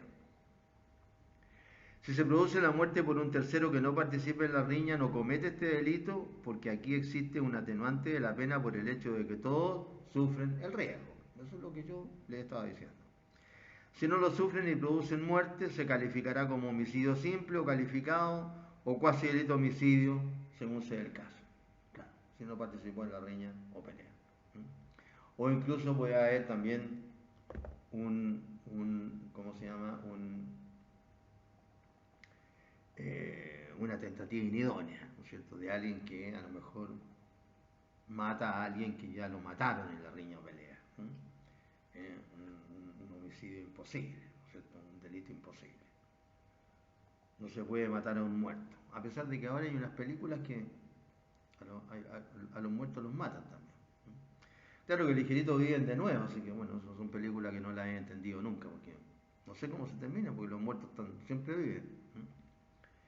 Bien, el fundamento de esta modalidad atenuada, el criterio por el cual se sanciona con una pena menor, es porque se desconoce quién fue el causante de la muerte, se desconoce, y existe imposibilidad de probar quién fue el autor del hecho típico. Esta duda solamente puede ser probada cuando está acreditada la existencia de la riña o pelea. El castigo se hace en una presunción de autoría que se limita a aquellos que causaron lesiones graves, primero, imponiéndose una pena menor que el homicidio simple, o, si no se puede establecer quiénes causaron lesiones graves, a quienes causaron, mejor dicho, ejercieron violencia en la persona. ¿En qué persona? En la que resultó muerta. Entonces ahí se le aplica una pena menor y se rebaja 8 grados la pena. Eso es lo que podemos decir respecto de esta figura del artículo 892 que se denomina homicidio en riña o pelea. Luego, en el artículo siguiente, en el 393, se sanciona, dice la ley, el que con conocimiento de causa prestare auxilio a otro para que se suicide, sufrirá la pena de presidio mayor en su grado medio a máximo si se efectúa la muerte. En otras palabras, el que con conocimiento de causa presta auxilio a otro para que se suicide y con el auxilio que le preste el otro para que se suicide, utilice ese auxilio, por ejemplo una pistola, pero no se mata, o porque estaba muy nervioso y disparó para arriba, por ejemplo, o para el lado, o qué sé yo, y no se mata, entonces no hay sanción. No hay sanción. Y si ocurre la muerte, ¿a quién se sanciona? Claro, solamente al que auxilia, porque el otro se murió. Entonces no se va a sancionar al muerto, al que lo auxiliaron. Se sanciona solamente al que auxilia. Este delito también se ha llamado de cooperación al suicidio, que se sanciona solo cuando la muerte se efectúa, como dice la ley. Las legislaciones suelen no incluir el suicidio como un delito y la causa de su impunidad es el suicidio mismo, ¿no es cierto? Es un castigo en sí, el suicidio, es un castigo en sí mismo. Nuestro Código Penal sigue esta regla, pero sanciona al que coopera al suicida. ¿De qué manera puede una persona auxiliar a otro? Esto, ojo, esto que uno lo estudia nomás, pero a veces la vida, como tiene tantas aristas, puede pasarle, ¿no es cierto? O mejor, sí, hacerle pasar malos ratos a la gente. A la gente. Porque de repente, sin querer, una persona puede encontrarse en esta situación de ser alguien que sea visto, no que lo haya hecho en los términos de la ley penal, sino que pueda ser imputado por esto, aunque después sea absuelto, pero puede pasar un mal rato. ¿Cómo se auxilia al suicidio? ¿Por un auxilio material o un auxilio intelectual? El auxilio material consiste en proporcionar al suicida algún medio material para que el suicidio se lleve a efecto, ¿no es cierto? Proporcionarle armas, por ejemplo, proporcionarle veneno, pasarle una pistola, un revólver, una cuchilla, etc. O veneno. El cooperador no delinque si el suicida no emplea los elementos que le facilitó. Claro. Si, ¿cómo se llama? Si la persona le pasó una pistola, ¿no es cierto? Y el suicida en el momento de suicidarse se enterró una cuchilla, porque dijo, no, con la pistola no me va a doler nada, no me va a dar cuenta que me estoy muriendo, mejor me entierro la cuchilla aquí en el cuello. Entonces, claro, había una intención de auxiliar para que se suicidara, pero esa figura es atípica, si no empleó el medio que le proporcionó la otra persona. el medio material estamos hablando ahora. Pero también hay un auxilio intelectual. Es el asesoramiento de carácter intelectual de indicaciones acerca del modo de ejecutar el suicidio o cómo conseguir los medios para suicidarse. Asesoramiento, ¿no es cierto? Una especie de asesor para cometer suicidio. Le puede prestar, llevarlo con el auto y decirle, ¿te querés suicidar? Ya. ¿Te querés tirar de un barranco? Sí, ya, yo te voy a llevar a un barranco. Y lo lleva en el auto y todo y lo deja al lado del barranco. Y le dice, bueno, ahora tírate para abajo. Sí, ese no es inductor, sino que estamos hablando de alguien que le presta los medios no corporales. Asesoría en el fondo. Sí, el traslado, ¿no es cierto? Podría ser un medio corporal, pero ustedes me entienden de qué estamos hablando. Nuestro Código Penal no sanciona la simple inducción, pero si ésta se traduce en ayuda, se califica en auxilio.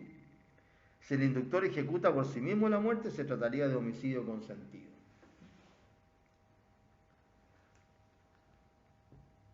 Claro, pero homicidio al fin, aunque sea consentido, pero si el otro participó de alguna manera, habría que sancionar. ¿Dónde puede estar el problema? ¿Dónde está el problema? Digamos que una persona tiene problemas graves,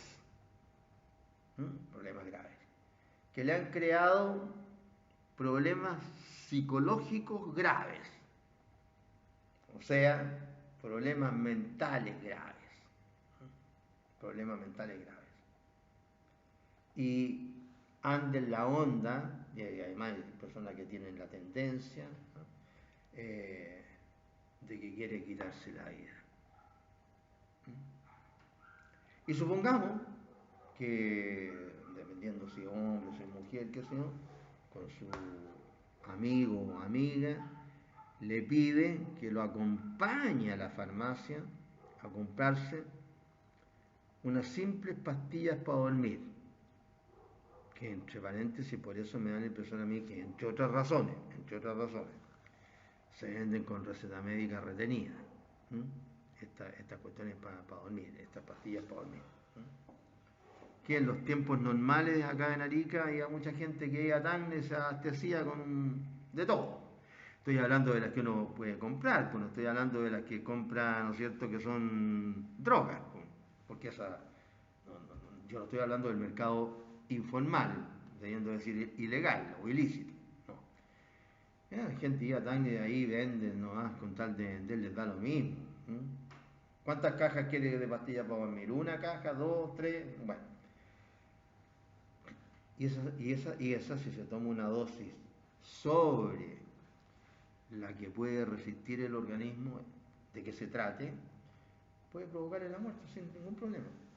O sea, no hay cómo despertar a la persona. A simples pastillas para dormir. Entonces, si la persona la acompañó el amigo o la amiga, y dependiendo si el que se suicida es hombre o mujer también, después que muere la persona que se tomó todas las pastillas de dormir, ¿cómo prueba cómo se llama en que en los términos de la ley aparece como auxilia al suicida? ¿Cómo lo prueba? A lo mejor lo prueba, sí, pero le va a costar y va a pasar momentos tremendos. Porque, ¿qué es lo que hace un amigo? Acompañar, ¿no es cierto? Acompañar al amigo o amiga o viceversa. Y a lo mejor, oye, acompáñame a la farmacia y a lo mejor fue a comprarse las pastillas. Peor todavía, a lo mejor le pidió al amigo, oye, sabéis que no tengo carnet, no sé. Y se las compró el amigo o amiga. ¿Cómo prueba después? Primero que no las compró él, y segundo que no tenía la intención de comprarlas para que se suicidara su amiga. Así que es complicado. Bueno, yo pongo el ejemplo más simple de alguien que se suicide con pastillas. Porque, claro, si le pide, oye, préstame una pistola, ¿no es cierto? Ahí uno, ¿no es cierto? No hay que ser muy vivo para darse cuenta de que algo grave quiere hacer, ¿no? Claro. ¿No? O necesita una navaja, una cuchilla muy afilada. O sea, si le pide un cuchillo, una persona, uno sabiendo uno que tiene su casa y en la casa tiene, ¿cómo se llama? Los utensilios para comer. ¿No? Se supone que tiene en la casa uno, cuchillo, tenedor, etcétera. ¿No? Y si le pide, no, es que quiere un cuchillo grande, que se supone vaya a hacer un asado, que se algo. Ahora si le dice, sí, voy a hacer un asado y no tengo, ya nadie, no sé, bueno, si a lo mejor podría prestarse. Pero en el caso de acompañar a la farmacia a comprarse unas pastillas, a lo mejor hasta el que se las va a comprar le puede decir, no, es que ¿cómo se llama? No puedo dormir, etcétera, y claro, uno acompaña, pero después como prueba.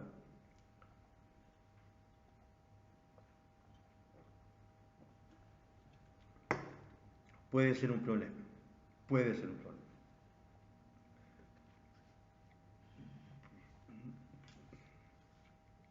Entonces, las situaciones que están asociadas a este tipo penal consisten en que el requisito esencial para que se sancione al que auxilia al suicidio es que se provoca la muerte del suicida. Porque de lo contrario, la cooperación es ineficaz, queda impune. Y también queda impune el suicida frustrado. También queda impune. Este es un delito de resultado, de todas maneras. Tiene que producirse la muerte. Imagínense que de repente se llevan preso a la gente como autores de una falta por poner en riesgo la vida propia. A veces, cuando por ejemplo en una playa hay letrero, playa no apta para el baño, por ejemplo, o se colocan las banderas, una bandera de tal color quiere decir que no se puede bañar nadie, esa bandera roja, etc. Y la persona se baña, de repente o van los salvavidas y lo sacan para entregárselo a la policía, o de repente Carabineros se pone a esperar lo que salga para llevárselo preso. ¿Sí? Se le aplica una multa por atentar en contra de su propia vida. ¿Ah? Quedando vivo la persona. ¿Sí? Una falta que sanciona una situación que no provoca el resultado que se pensaba. ¿No? Que se pensaba. ¿No? Claro, son casos, ¿no es cierto?, de situaciones imprudentes.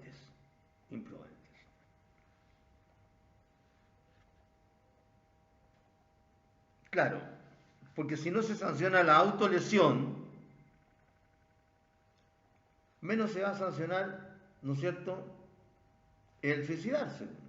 Porque podría haber una sanción económica, ¿no es cierto?, pero al final se sanciona a los que quedan, en el caso de la sanción económica. ¿Y por qué? Porque tanto los delitos contra la vida como los delitos contra la integridad corporal son delitos que se castigan porque están legislados de tal manera que son en contra de otras personas.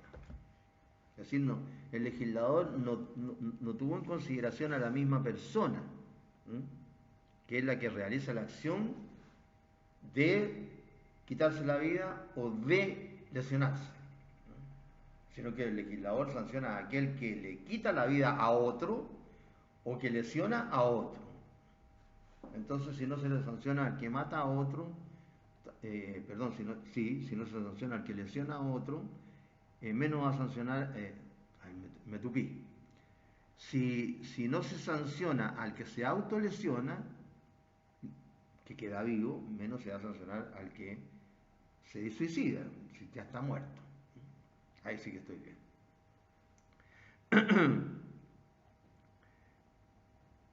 Quien desea suicidarse debe tener capacidad para apreciar que el acto que realiza atenta contra su propia vida. Por lo tanto, el que auxilia al suicidio de un demente o menor de edad no constituye auxilio al suicidio, sino que es derechamente homicidio. Claro. Lo cual también encierra algunas interrogantes, porque claro, de todas maneras, ¿no es cierto? Si yo sé que una persona padece una enfermedad mental, ¿no es cierto? Que lo transforma en un enajenado mental. Enajenado significa alejado, ¿no es cierto? ¿Alejado de qué? De la mente. Enajenado, tiene que ver con lo ajeno, se transformó la mente en ajena. Y yo le paso una cuchilla o una pistola, posiblemente se va a pegar un balazo o se va a hacer un tajo. Claro. Pero ¿qué puede ocurrir? Puede ocurrir que no exista o que la persona no sepa que soy enajenado mental. A lo mejor no sabe. Es un extraño a lo mejor la persona y lo conoció recién, etc. Pueden darse muchas situaciones. La vida entrega muchas situaciones. Así que ahí podría haber otro problema de averiguar si sabe o no sabe. Entonces, esos son los elementos fundamentales de este delito denominado de cooperación o de auxilio al suicidio. El código habla de el que con conocimiento de causa prestare auxilio a otro para que se suicide. Por eso que hablamos de auxilio al suicidio más que de cooperación para el suicidio. Permiso.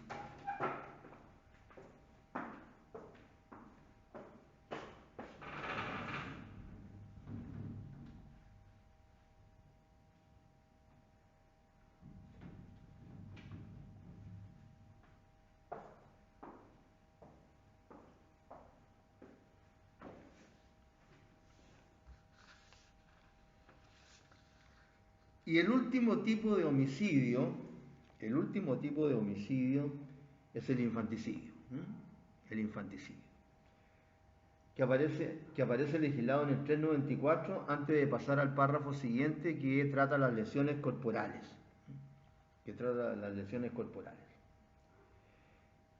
dice la ley? Artículo 394. Cometen infanticidio el padre, la madre o los demás ascendientes legítimos o ilegítimos que dentro de las 48 horas después del parto matan al hijo descendiente. Entonces, ¿cuáles vendrían a ser los requisitos de este homicidio atenuado? Tanto estar uno aquí sentado frente a la pantalla, ya tengo un dolor permanente ya aquí en el brazo. Así que disculpen si de repente me ven que a cada rato me estoy haciendo así. Los requisitos del infanticidio son 3. Primero, que haya una muerte, como en todos los casos de homicidio. Segundo, que la muerte sea ejecutada por alguno de los sujetos activos que señala la ley. El padre, la madre o los demás ascendientes. Legítimos o ilegítimos. Claro, aquí la ley dice legítimo y ilegítimo porque da lo mismo que si es un matrimonio, una convivencia, por ejemplo,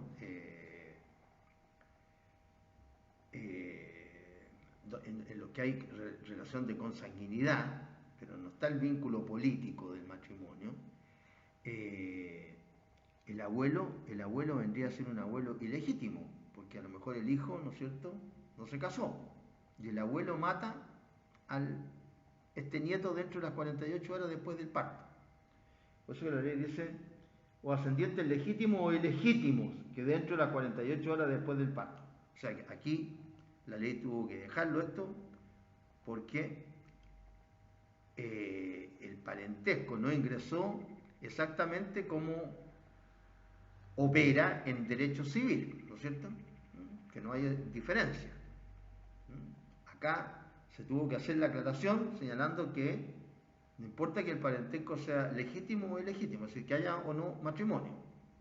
Se está refiriendo al parentesco consanguíneo, no político, que es un hecho derivado del matrimonio.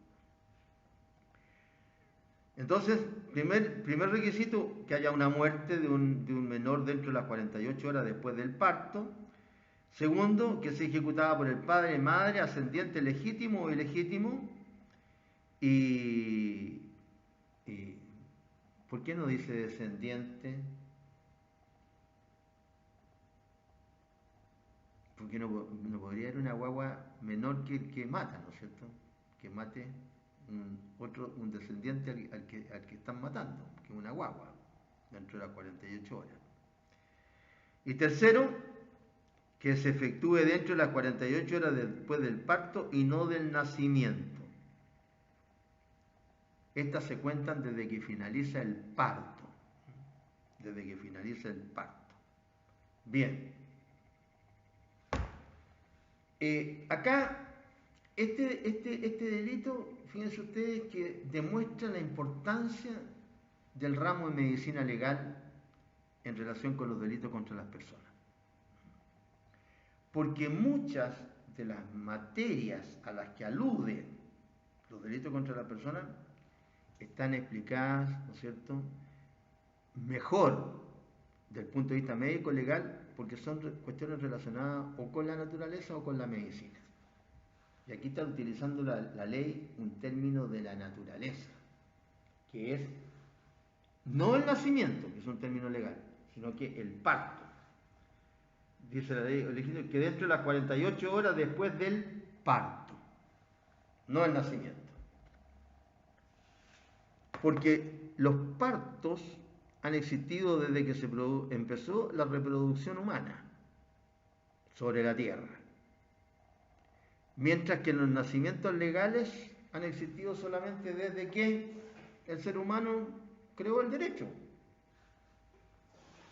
Y entonces el nacimiento está descrito en nuestro Código Civil y señala que la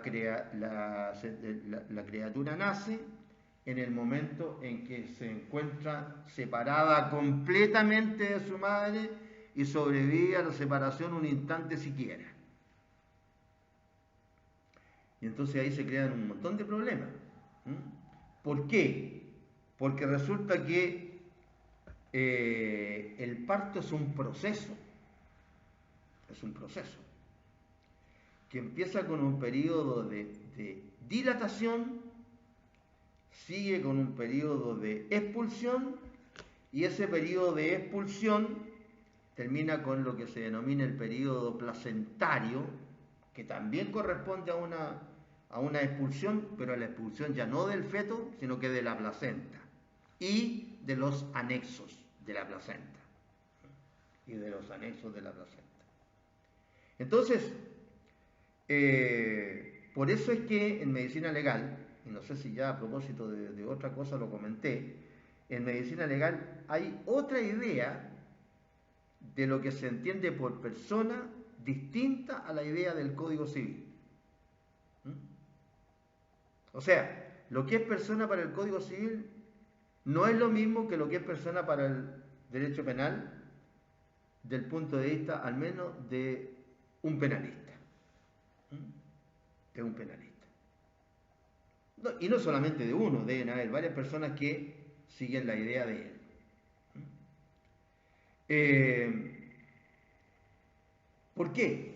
Porque se entiende el concepto de persona para el derecho civil en el sentido de que el derecho civil considera a la persona para los efectos de las relaciones que tienen que ver con las obligaciones y derechos que adquiere y transmite. Entonces, desde ese punto de vista, la ley civil tiene que crear un momento que es necesario para la ley civil. Y a la ley civil, ¿no es cierto?, le interesa señalar en el Código Civil que se entiende que alguien es persona cuando ha sido separado completamente de la madre, se cortó el cordón umbilical, se le separó de la placenta, de todo, ¿no es cierto?, y sobrevive a la separación un instante si quiere. Eso, ahí estamos en presencia de una persona del punto de vista civil. Civil. Pero, ¿qué pasa si esa persona del punto de vista civil la matan antes de las 48 horas después del parto, perdón, dentro de las 48 horas desde el parto, y no se le había separado completamente de la madre. ¿Qué pasa? Es decir, no le habían cortado el cordón umbilical, no le habían separado de la placenta y de los anexos placentarios, y la matan a la criatura.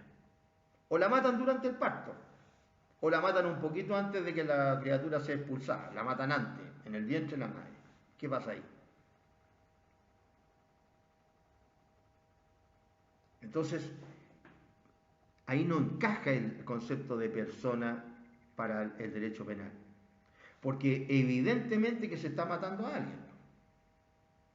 Dentro de las 48 horas después del parto, un poquito después, o qué sé yo, pero es alguien vivo. Esté separado o no esté separado de la madre. ¿Se da cuenta? Entonces, ese es el problema que presenta muchos problemas, pero este es el problema fundamental de averiguar si es o no persona para los efectos del derecho penal. Porque ahí a alguien se está matando.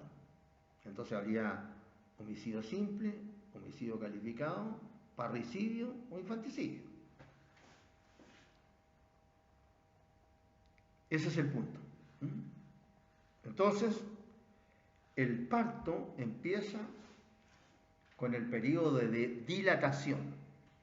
Dilatación. ¿Dilatación de qué? Del cuello del útero, que es el que provoca estas contracciones que son dolorosísimas. Bueno, las mujeres que han tenido hijos saben, que han tenido hijos saben. O sea, nosotros los varones no vamos a saber nunca porque no tenemos útero, y no podemos tener hijos. Entonces empieza con este periodo de dilatación del cuello del útero. El útero es como una pera al revés, ¿no es cierto? Una pera al revés. ¿Sí? Aquí está el cuello del útero, está aquí arriba, está acá abajo. Entonces este cuello se empieza a dilatar.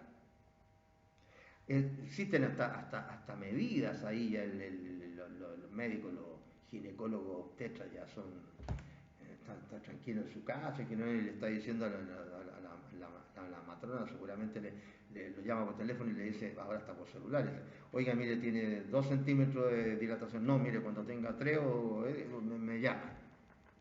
Claro. ¿Por qué? Porque después de la dilatación, ¿no es cierto?, va a venir el rompimiento del saco. ¿Qué saco? El saco fetal, que es donde está la criatura, ¿no es cierto?, envuelta en el interior de la madre. Y en el saco está flotando el feto de término, si está listo para ser expulsado al exterior por la naturaleza, está flotando, unido a la madre por el cordón umbilical y por la placenta. Está flotando ahí. Cuando se rompe el saco, por la acción de la naturaleza, ¿qué es lo que hace qué es lo que ocurre? Que el líquido, que se llama amnios, por eso que se habla del líquido amniótico, ese líquido sale, ¿no es cierto?, por el cuello del útero que está dilatado y baja por la vagina y empieza a lubricar el canal del parto, que es la vagina, porque todo el conducto reproductivo de la mujer es un canal que va cambiando de nombre, Entonces, va lubricando, ¿no es cierto? Y por ahí la criatura, o criatura, porque está viendo de las dos maneras, va a salir al exterior al final. Va a salir al exterior al final. Entonces, es todo un proceso. Es un proceso. A veces, ¿no es cierto?, como todo en la naturaleza, nada es así exacto. El proceso se interrumpe antes. Si la madre tiene algún tipo de problema, a lo mejor se le va a hacer una cesárea. Ahora como se llama, si tiene algún problema, inmediatamente se le hace una cesárea. Claro que el número de cesáreas también, no crean ustedes que llegar si una señora tiene 10 hijos, los 10 hijos los va a hacer con cesárea. No, porque es peligroso. Entonces creo que la cesárea, creo que máximo 3, máximo, creo. Entonces, pero eso es a veces, máximo 3. Entonces, si la persona ya es peligrosa y tiene que tener los hijos con cesárea, entonces ya después le dicen, mire, señora, usted ya tiene 3, entonces ya no puede tener más hijos, porque es peligroso. Entonces, ese periodo es el que provoca esta situación que empieza a ser regido, esta ley de la naturaleza empieza a ser regido por las leyes del hombre.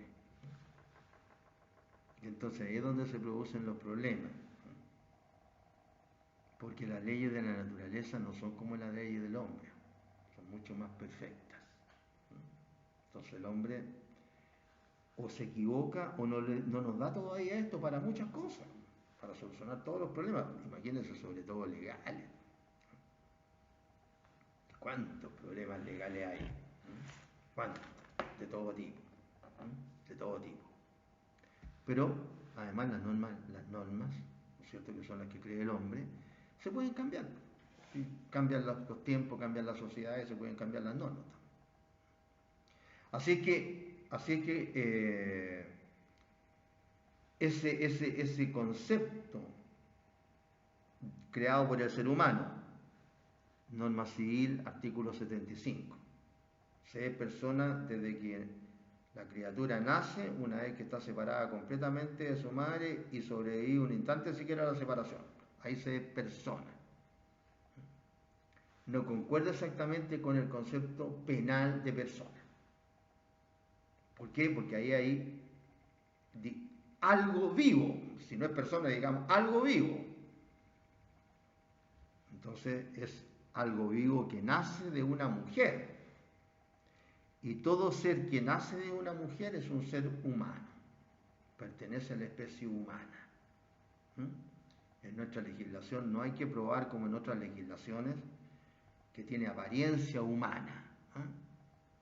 Basta con que nazca de mujer para que se entienda que pertenece a la especie humana. Y todo esto derivado de que antiguamente, ¿no es cierto?, ciertas sociedades y sus religiones consideraban que podía haber contacto entre humanos y dioses. Entre humanos y dioses. Los griegos y los romanos así lo consideraban. Y hay, ¿no es cierto?, historia, etcétera, de héroes que eran los hijos de un dios con un humano. Hombre, mujer y hombre, dependiendo, no importaba. Bien. Entonces, el parto consiste en un conjunto de fenómenos fisiológicos que determinan la expulsión de la criatura con o sin ayuda mecánica del claustro materno, mientras que el nacimiento exige la separación completa respecto de la madre. Todo lo que les he estado explicando todo este rato. De lo anterior se desprende que el infanticidio puede ser o no un parricidio atenuado.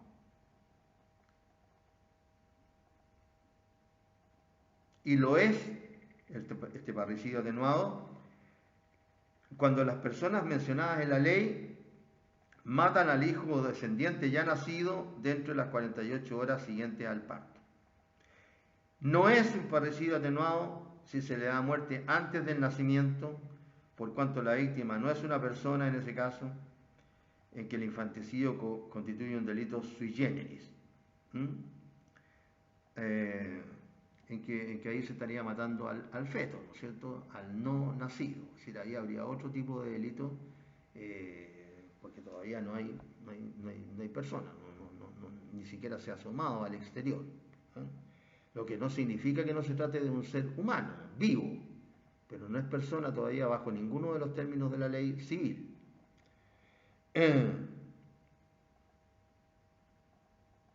Y ahí está todo lo que yo les explico, como se llama, del concepto penal y civil de persona. Respecto al principio de existencia legal, existen 3 teorías. La civilista, que dice que la existencia legal de la persona comienza al nacer, estando la criatura completamente separada de su madre y sobreviviendo un instante siquiera a la separación. Es decir, el corte del cordón umbilical y la separación de la placenta y de los anexos placentarios. La teoría penalista, el homicidio puede cometerse desde que se produce el parto, porque la ley protege la vida humana, fisiológicamente considerada, y no a la persona desde el punto de vista civil. Que es lo que yo le trataba de explicar. Y la teoría intermedia que siempre existe o ecléctica, que hace coincidir el principio de existencia legal con el momento del parto, pero la completa separación se obtiene con la expulsión total de la criatura sin necesidad del corte del cordón. Este es el último de los delitos cuyo bien jurídico protegido es la vida humana.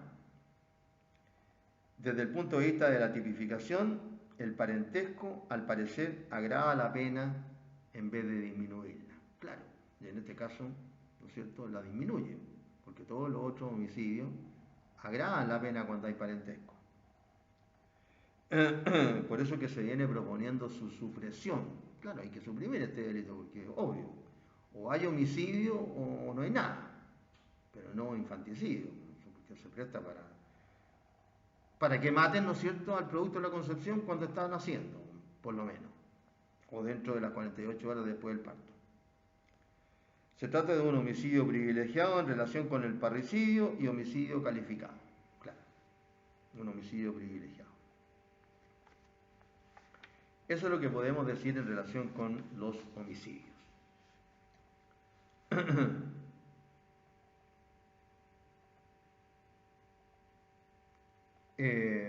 Bueno, vamos a quedar aquí, jóvenes, y en la clase que viene vamos a empezar a hablar de las lesiones.